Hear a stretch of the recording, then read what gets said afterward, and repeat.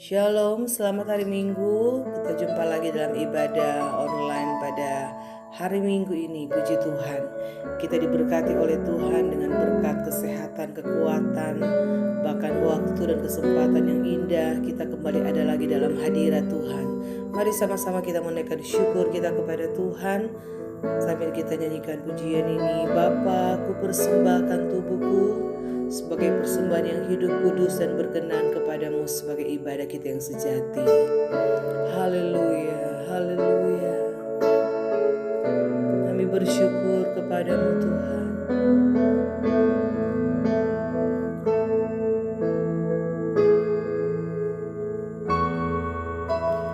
Bapa, ku persembahkan tubuhku sebagai persembahan yang hidup, kudus, dan yang berkenan padamu sebagai ibadah yang sejati.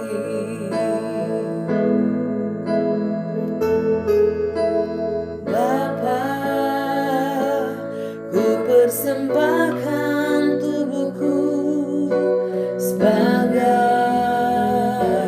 persembahan yang hidup, kudus, dan yang berkenan padamu sebagai ibadah yang sejati.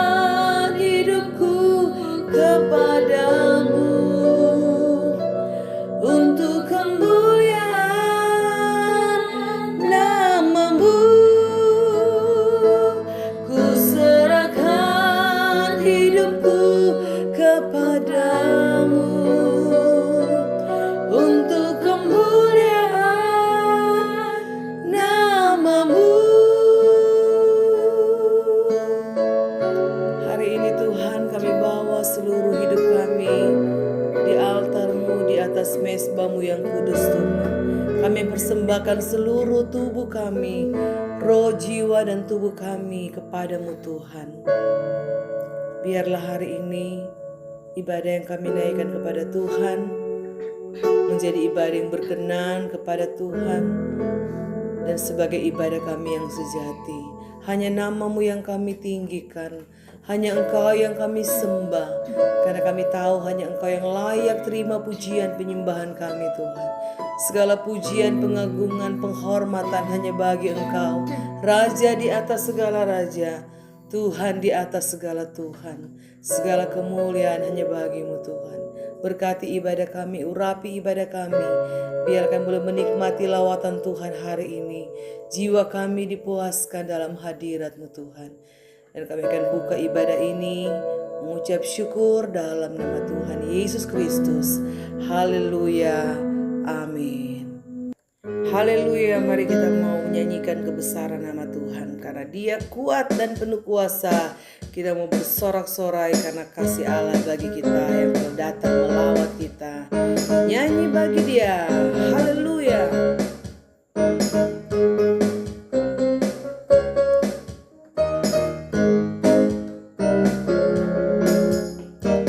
Angkatlah suaramu, puji dan serukan nama Yesus. Tanggalkan bebanmu, tak perlu kau khawatir, sebab Dia sanggup.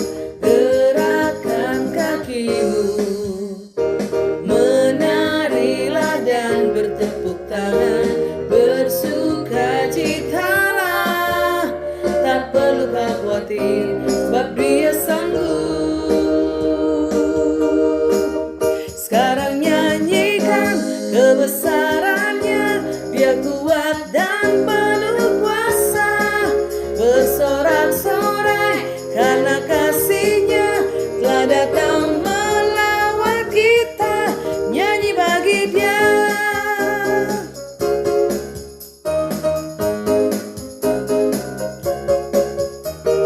Angkatlah suaramu, puji dan serukan nama Yesus. Tanggalkan bebanmu, tak perlu kau khawatir, sebab Dia sanggup. Gerakkan kakimu, menarilah dan bertepuk tangan, bersukacitalah, tak perlu kau khawatir, sebab Dia sanggup. Sekarang nyanyikan kebesarannya, Dia kuat dan penuh kuasa. Bersorak-sorai karena kasih-Nya telah datang melawat kita. Sekarang nyanyikan kebesarannya, Dia kuat dan penuh kuasa. Bersorak-sorai karena kasih-Nya telah datang melawat kita. Bagi Dia, nyanyi bagi Dia, nyanyi bagi Dia. Haleluya, puji Tuhan. Mari saat ini kita siapkan hati kita untuk kita mau dibentuk dengan kebenaran firman Tuhan.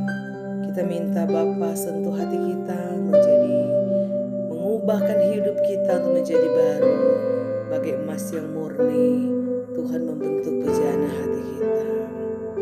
Mari sama-sama katakan, Bapa sentuh hatiku, ubah hidupku menjadi yang baru, bagai emas yang murni. Kau membentuk bejana hatiku,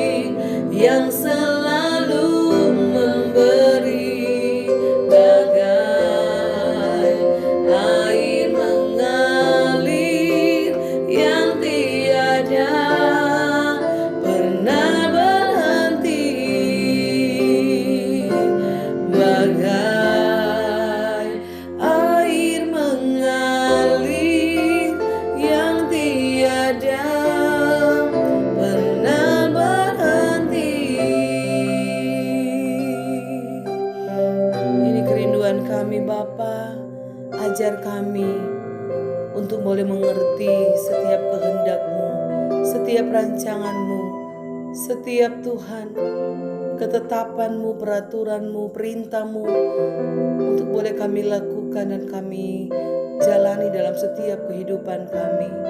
Karena kami tahu Tuhan, bahwa segala sesuatu yang terjadi dalam hidup kami, segala hal yang telah kami lewati, segala musim hidup yang telah kami lewati, kami tahu bahwa di balik semua itu ada rencana Tuhan yang terbaik, yang terindah dalam hidup kami. Engkau mau membuat hidup kami menjadi yang baru. Bagai emas yang murni, Engkau membentuk setiap bejana-bejana hati kami. Itu sebabnya Tuhan, kami perlu sentuhan kasih-Mu. Biarlah Tuhan, kami Tuhan bisa Tuhan menerima akan kasih Allah yang sempurna, kasih Allah yang besar itu. Dan boleh kami juga tahu, bukan hanya mengasihi Tuhan, bukan hanya mengatakan bahwa kami mengasihi Tuhan, tapi kami juga belajar untuk mengasihi sesama kami. Itu sebabnya Tuhan, Roh Kudus kuatkan kami. Biarlah hari ini kebenaran firman-Mu mengubah setiap hati kami, mengubah hidup kami. Biarlah hidup kami boleh sesuai dengan kehendak Tuhan. Urapi hamba-Mu Tuhan, berkati hamba-Mu, nyatakanlah isi hati Tuhan. Biarlah kami boleh memahami, mengerti dan melakukan kebenaran firman-Mu hari ini. Terpujilah nama-Mu, terima kasih untuk lawatan Tuhan hari ini.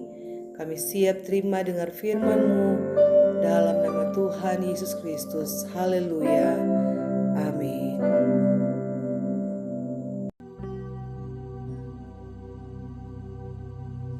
Shalom Bapak Ibu Saudara yang dikasihi Tuhan Yesus Kristus. Selamat hari Minggu, selamat kita berjumpa kembali dalam ibadah pada hari Minggu ini.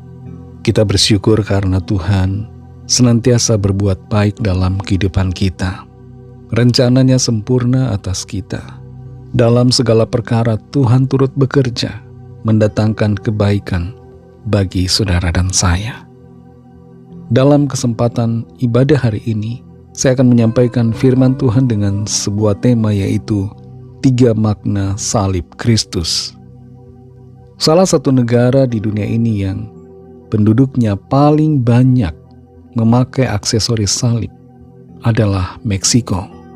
Sekitar 45% penduduk dewasa di negara ini memakai aksesoris salib berupa kalung atau aksesoris lainnya dalam keseharian mereka. Selain Meksiko, ada Brasil yang juga penduduknya banyak menggunakan aksesoris salib. Bagaimana dengan saudara? Adakah saudara yang memakai aksesoris salib? Entah itu kalung atau hiasan salib di rumah saudara atau di dalam kendaraan saudara. Berbicara tentang salib, tidak semua orang mengerti apa itu salib. Ada yang sekedar memakai salib hanya karena kelihatannya keren. Ada yang memakai salib karena mengasosiasikannya dengan suatu hukuman atas tindakan pemberontakan. Nah, apakah kita tahu? Apakah kita mengerti apa sebenarnya makna salib? Apa arti dari salib yang sesungguhnya? Jangan sampai kita menjadikan salib hanya sebagai gaya-gayaan saja, atau sebagai jimat untuk mengusir setan atau membawa keberuntungan. Kita semua perlu mengerti makna dari salib Kristus. Kita akan membaca Injil Lukas pasal 23 ayat 33 sampai 37. Tertulis demikian. Ketika mereka sampai di tempat yang bernama Tengkorak, mereka menyalibkan Yesus di situ dan juga kedua orang penjahat itu, yang seorang di sebelah kanannya dan yang lain di sebelah kirinya. Yesus berkata, "Ya Bapa, ampunilah mereka sebab mereka tidak tahu apa yang mereka perbuat." Dan mereka membuang undi untuk membagi pakaiannya. Orang banyak berdiri di situ dan melihat semuanya. Pemimpin-pemimpin mengejek dia, katanya, "Orang lain ia selamatkan, biarlah sekarang ia menyelamatkan dirinya sendiri. Jika ia adalah Mesias, orang yang dipilih Allah. Juga prajurit-prajurit mengolok-olokkan dia. Mereka menunjukkan anggur asam kepadanya dan berkata, "Jika engkau adalah raja orang Yahudi, selamatkanlah dirimu." Ayat 38-43. Ada juga tulisan di atas kepalanya, "Inilah raja orang Yahudi." Seorang dari penjahat yang digantung itu menghujat dia, katanya, "Bukankah engkau adalah Kristus? Selamatkanlah dirimu dan kami." Tetapi yang seorang menegur dia, katanya, "Tidakkah engkau takut juga tidak kepada Allah, sedang engkau menerima hukuman yang sama? Kita memang selayaknya dihukum, sebab kita menerima balasan yang setimpal dengan perbuatan kita. Tetapi orang ini tidak berbuat sesuatu yang salah." Lalu ia berkata, "Yesus, ingatlah akan aku apabila engkau datang sebagai raja." Kata Yesus kepadanya, "Aku berkata kepadamu, sesungguhnya hari ini juga engkau akan ada bersama-sama dengan aku di dalam Firdaus." Demikian pembacaan firman Tuhan. Saudara yang dikasihi Tuhan, ayat-ayat yang baru saja kita baca adalah salah satu bagian dari peristiwa penyaliban Tuhan Yesus Kristus. Di atas kayu salib, Tuhan Yesus tidak mengutuk, tapi Dia memberikan pengampunan. Sebenarnya Tuhan Yesus bisa saja mengirimkan kutukan kepada semua orang yang telah menyalibkan dirinya, tapi hal itu tidak dilakukannya. Tuhan bisa juga mengucapkan kata-kata yang negatif kepada semuanya, tapi itu juga tidak Dia ucapkan. Sebaliknya Tuhan memberikan pengampunan, dan ini menunjukkan isi hati Tuhan terhadap semua orang, semua manusia ciptaannya yang telah berdosa di hadapan Tuhan. Tidak terkecuali di atas salib, pengorbanan Kristus itu mengcover dan menebus semua dosa dari semua orang yang ada di dunia sejak dari zaman penciptaan. Kuasa darah Kristus itu cukup untuk menebus segala dosa manusia. Ketika Tuhan Yesus disalib, ada dua orang penjahat di sebelah kiri dan kanannya, dan salah satu mengejeknya, mengolok-oloknya, menghujat Tuhan Yesus. Tapi yang satu lagi tidak demikian. Dia sadar akan keberdosaannya, dan dia meminta Tuhan Yesus untuk mengingatnya ketika Tuhan datang kembali sebagai Raja. Hal yang luar biasa di sini, saudara, bagaimana seorang penjahat di samping Tuhan Yesus rupa-rupanya memiliki iman yang luar biasa kepada Tuhan Yesus. Di saat-saatnya yang terakhir, perkataannya terlontar dari mulutnya, berisi iman dan pengakuannya kepada Tuhan Yesus sebagai Raja segala raja. Dan Tuhan Yesus pada saat itu juga langsung memberikan janji kepastian bahwa penjahat itu akan bersama-sama dengan Tuhan Yesus di dalam Firdaus. Firdaus di sini, saudara, tidak lain adalah sorga, tempat bagi setiap orang yang beriman yang meninggal di dalam Tuhan. Nah, saudara yang dikasihi Tuhan, salib pada waktu itu merupakan salah satu bentuk penghukuman yang dilakukan oleh orang-orang Romawi untuk menghukum mati orang-orang yang melakukan pelanggaran, kriminal, dan berbagai perbuatan kejahatan. Dan Tuhan Yesus ketika disalibkan, Ia menjadi dianggap sama dengan orang-orang yang berdosa, orang-orang yang melanggar aturan. Hal ini terjadi sebagai penggenapan dari nubuatan Nabi Yesaya bahwa Sang Mesias akan terhitung di antara pemberontak-pemberontak. Padahal sebenarnya Ia menanggung dosa banyak orang, dan Dia menanggung kutuk serta penghukuman yang seharusnya kita terima. Tuhan Yesus mengubah makna salib. Salib bukan lagi simbol dari penghukuman orang-orang Romawi, tapi salib menjadi simbol yang lain, memberikan makna yang berbeda buat kita semua umat manusia. Apa saja saudara makna dari salib Kristus?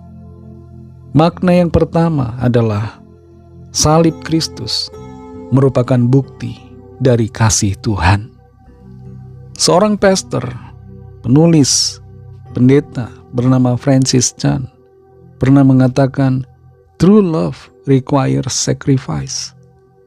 Kasih yang sejati, cinta yang sejati itu menuntut pengorbanan. Kasih tanpa pengorbanan bukanlah kasih. Kalau kita mengasihi seseorang, kita pasti akan mau untuk berkorban baginya. Dan inilah yang dikerjakan oleh Tuhan Yesus bagi kita. Oleh karena kasih-Nya kepada kita, Dia mau berkorban bagi kita.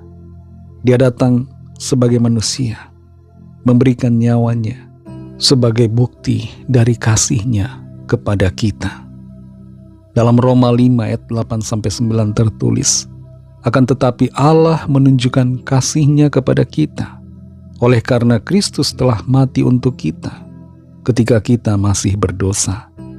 Lebih-lebih karena kita sekarang telah dibenarkan oleh darah-Nya, kita pasti akan diselamatkan dari murka Allah."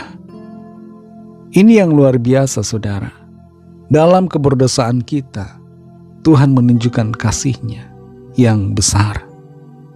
Bagaimana kita bisa menunjukkan kasih kepada orang yang menjengkelkan kita? Biasanya kita balas dengan hal yang jelek. Orang yang melakukan hal buruk kepada kita, kita tidak akan mengasihinya. Begitulah yang umumnya terjadi. Bahkan sulit bagi kita untuk berkorban bagi orang yang menyakiti kita. Kalau orang yang baik kepada kita, mungkin kita masih mau berkorban. Tapi kalau orang itu menyakiti kita, sangat-sangat sulit. Bahkan tidak mungkin kita mau untuk berkorban. Untuk mengasihi saja kita sulit sekali saudara. Nah ini Tuhan Yesus luar biasa. Tuhan menunjukkan kasih-Nya melalui kematiannya di atas kayu salib ketika kita masih berdosa. Itu semua sekali lagi dilakukan oleh-Nya karena kasih. Jadi ingatlah ini saudara, salib merupakan bukti kasih Tuhan buat saudara dan saya. Kalau Tuhan begitu mengasihi kita dengan mau berkorban bagi kita, masa akan kita tidak mau berkorban bagi Tuhan yang telah rela mengorbankan nyawanya bagi kita? Sejauh mana kasih kita kepada Tuhan? Adakah kasih kita terbatas? Adakah kasih kita hitung-hitungan kepada Tuhan? Mari pulihkan kasih kita menjadi kasih yang sungguh, kasih mula-mula, kasih yang berapi-api, kasih yang tidak terbatas untuk Tuhan. Makna yang kedua adalah penebusan. Salib adalah penebusan. Dalam Yesaya 53 ayat 5 dikatakan, "Tetapi Dia tertikam oleh karena pemberontakan kita. Dia diremukkan oleh karena kejahatan kita. Ganjaran yang mendatangkan keselamatan bagi kita ditimpakan kepadanya, dan oleh bilur-bilurnya kita menjadi sembuh." Dalam perjanjian lama, Tuhan sudah memberikan aturan tentang penebusan. Setiap dosa, pelanggaran harus ditebus, dan penebusannya dilakukan dengan menyembelih kambing atau domba. Tapi sebenarnya saudara, pada hakikatnya kambing atau domba ataupun seekor lembu tidak akan bisa menghapuskan dosa manusia. Karena manusia yang berdosa haruslah digantikan oleh manusia yang suci, bukan oleh kambing, bukan oleh domba. Kalau seandainya seorang manusia bisa ditebus oleh kambing atau domba, maka penjara di Indonesia ataupun di dunia ini akan penuh dengan kambing atau domba. Karena kambing atau domba bisa menebus manusia. Tapi itulah saudara, dalam perjanjian lama, kambing, domba atau lembu yang dikorbankan hanyalah merupakan gambaran tentang pengorbanan Kristus yang menebus kita di atas kayu salib. Dia yang suci dan kudus menjadi korban bagi kita. Darahnya tertumpah, tercurah, tubuhnya terkoyak untuk menebus saudara dan saya dari penghukuman akibat dosa. Kalau kita melihat salib saudara, jangan lupakan akan karya penebusan Kristus. Mungkin salib saudara bagus, terbuat dari emas, saudara taruh di kalung, menjadi mata kalung. Atau saudara menaruh salib di kendaraan, salib di dinding di rumah. Ingatlah saudara akan penebusan Kristus bagi kita. Penebusannya membawa keselamatan bagi saudara dan saya. Jangan kita merasa hebat karena sudah diselamatkan. Ingatlah akan karya penebusan Kristus yang berdarah-darah dan menanggung sakit luar biasa untuk saudara dan saya. Hal yang ketiga saudara, makna salib adalah kemenangan. Salib bagi orang yang tidak mengerti adalah sebuah kegagalan karena di sana Tuhan Yesus mati. Tapi sesungguhnya salib merupakan kemenangan. Dalam 1 Korintus 15 ayat 57 dikatakan, tetapi syukur kepada Allah yang telah memberikan kepada kita kemenangan oleh Yesus Kristus Tuhan kita. Seandainya Tuhan Yesus tidak sampai di kayu salib, maka misi Allah itu gagal dan kita tidak mengalami kemenangannya. Iblis mengira bahwa Tuhan Yesus ketika disalib maka semua rencana Allah akan hancur. Tapi justru di atas saliblah ada kemenangan, ada keberhasilan misi Allah bagi pengampunan dosa-dosa manusia. Dalam Injil Yohanes 3 ayat 14 di situ tertulis, dan sama seperti Musa meninggikan ular di padang gurun, demikian juga anak manusia harus ditinggikan. Di padang gurun pernah terjadi peristiwa bangsa Israel dipagut ular, dan Tuhan menyuruh Musa untuk membuat ular tembaga yang diletakkan di atas sebuah tiang dan ditegakkan tiang itu, serta semua orang disuruh untuk memandang kepada tiang ular tembaga itu, dan mereka yang memandangnya menjadi sembuh.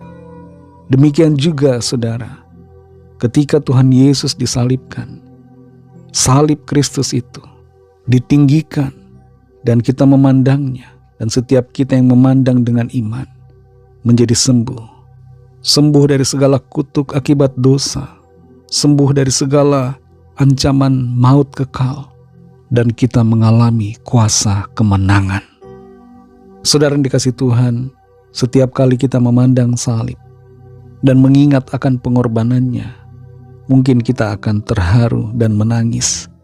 Tapi jangan berhenti di situ saudara. Pandang itu dengan sukacita, karena ada kemenangan di dalam salib Kristus. Saudara yang dikasihi Tuhan, saudara dan saya adalah pemenang-pemenang oleh karena kuasa pengorbanan Tuhan Yesus. Kita telah menang dari dosa. Kita telah menang dari kuasa maut. Oleh karena itu jangan biarkan diri kita kembali kepada dosa, tapi sebaliknya hiduplah dalam kebenaran firman Tuhan. Jangan juga kita terpuruk dalam penyesalan dan ketakutan, karena kita semua yang beriman pada Kristus telah diberikan kemenangan oleh kuasa darahnya. Saudara yang dikasihi Tuhan, saat ini kita akan masuk dalam perjamuan kudus. Kita akan makan tubuh dan darah Kristus. Saudara dapat mempersiapkan sepotong roti kecil dan juga minuman berupa jus anggur atau jus lain yang berwarna merah. Atau kalau tidak ada, saudara dapat mempersiapkan teh secukupnya. Tidak usah banyak-banyak saudara, karena intinya kita akan mengingat pengorbanan Kristus, dan kita akan bersekutu dengan tubuh dan darahnya. Kita akan bersekutu dalam kematiannya yang membawa kemenangan atas kita. Mari sebelum kita menerima perjamuan kudus, kita akan berdoa. Terima kasih Tuhan Yesus untuk firman-Mu yang sudah kami dengar. memberikan kami pengertian tentang makna salib-Mu ya Tuhan. Salib adalah bukti kasih-Mu atas kami. Salib adalah karya penebusan-Mu bagi kami. Dan salib-Mu adalah kemenangan untuk setiap kami yang percaya. Meteraikanlah kebenaran firman-Mu Tuhan dalam hati kami, untuk kami menghidupinya dan berjalan di dalam kebenaran-Mu. Saat ini kami mau makan dan minum tubuh dan darah-Mu. Roti dan minuman ini kiranya Tuhan kuduskan, menjadi layak untuk kami santap dan minum, dan layakkan juga kami Tuhan untuk menerima tubuh dan darah-Mu. Kuduskan kami dengan kuasa darah-Mu. Terima kasih Tuhan Yesus, di dalam nama-Mu yang kudus, nama Tuhan Yesus, kami berdoa. Mari saudara yang dikasih Tuhan, kita angkat roti di tangan kanan kita dan kita dengarkan pembacaan firman Tuhan. Dan ketika mereka sedang makan, Yesus mengambil roti, mengucap berkat, memecah-mecahkannya, lalu memberikannya kepada murid-muridnya dan berkata, "Ambillah, makanlah, inilah tubuhku." Saudara yang dikasih Tuhan, roti yang atasnya kita ucapkan syukur ini, yang akan kita santap, adalah persekutuan kita dengan tubuh Kristus. Mari kita makan dalam nama Tuhan Yesus.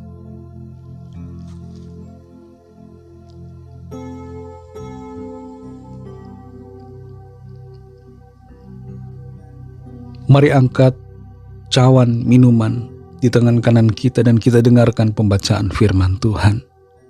Sesudah itu ia mengambil cawan, mengucap syukur lalu memberikannya kepada mereka dan berkata, "Minumlah kamu semua dari cawan ini, sebab inilah darahku, darah perjanjian yang ditumpahkan bagi banyak orang untuk pengampunan dosa."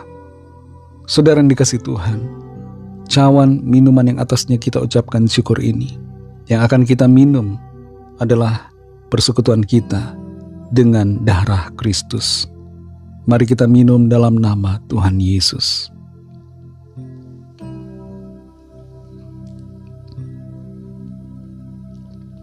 Haleluya, haleluya.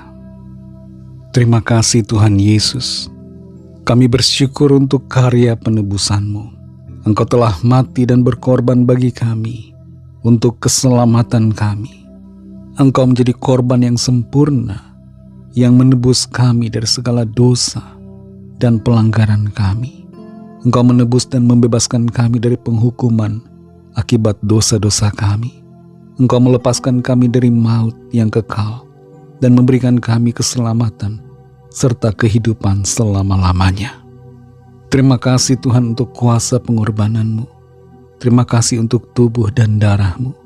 Kami bersatu dalam kematian-Mu, dan kami juga bersatu dalam kebangkitan-Mu.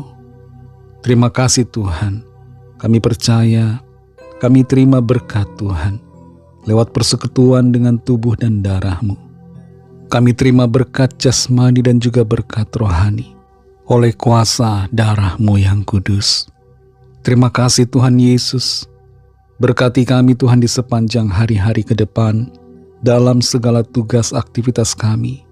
Kami percaya kuasa penyertaan-Mu akan memberikan kami kemenangan, menolong kami menjadi pemenang-pemenang dalam segala perkara, dan kehidupan kami senantiasa mempermuliakan nama Tuhan. Kami berdoa bagi yang sedang dalam keadaan sakit dan dalam pergumulan, persoalan. Lawatlah ya Tuhan, kuasa pertolongan-Mu, mujizat-Mu dinyatakan bagi setiap kami. Ada kesembuhan, ada pemulihan, ada kelepasan, ada pertolongan Tuhan yang ajaib yang dinyatakan. Berkatilah bangsa kami Indonesia dan juga semua bangsa di dunia ini. Berikanlah keamanan, kedamaian, dan kesejahteraan. Dan curahkanlah roh-Mu ya Tuhan atas semua orang dari segala bangsa, supaya mereka percaya kepada-Mu dan menerima anugerah keselamatan. Kami serahkan semua ke dalam tangan kasih-Mu. Kami percaya kami terima berkat Tuhan. Kami terima penyertaan-Mu yang sempurna dalam hidup kami. Dalam nama Tuhan Yesus Kristus, Tuhan dan Juru Selamat kami sudah berdoa dan mengucap syukur. Haleluya. Mari sama-sama kita berdoa, doa Bapa kami. Bapa kami yang di sorga, dikuduskanlah namamu, datanglah kerajaan-Mu, jadilah kehendak-Mu di bumi seperti di sorga. Berikanlah kami pada hari ini makanan kami yang secukupnya, dan ampunilah kami akan kesalahan kami, seperti kami juga mengampuni orang yang bersalah kepada kami. Dan janganlah membawa kami ke dalam pencobaan, tetapi lepaskanlah kami daripada yang jahat, karena Engkaulah yang punya kerajaan, dan kuasa dan kemuliaan sampai selama-lamanya. Amin. Mari angkat tangan saudara dan terimalah berkat Tuhan dengan iman. Tuhan memberkati engkau dan melindungi engkau. Tuhan menyinari engkau dengan wajah-Nya dan memberikan kasih karunia. Tuhan menghadapkan wajah-Nya kepadamu dan memberikan damai sejahtera. Berkat dan anugerah Allah Bapa, kasih karunia dari Tuhan Yesus Kristus, dalam persekutuan dengan Roh Kudus, menyertai saudara semua, sekarang ini dan sampai Maranatha, Tuhan Yesus datang kembali, dan bahkan sampai selama-lamanya. Dalam berkat nama Tuhan Yesus Kristus, haleluya, amin. Puji Tuhan, saudara yang dikasihi Tuhan, ibadah kita sudah selesai, tapi ibadah secara pribadi terus berlanjut karena ibadah yang sejati adalah kehidupan kita yang dipersembahkan kepada Tuhan setiap hari. Tuhan Yesus memberkati saudara semua. Sampai jumpa dalam ibadah bersama secara online minggu depan. Tuhan Yesus memberkati. Haleluya.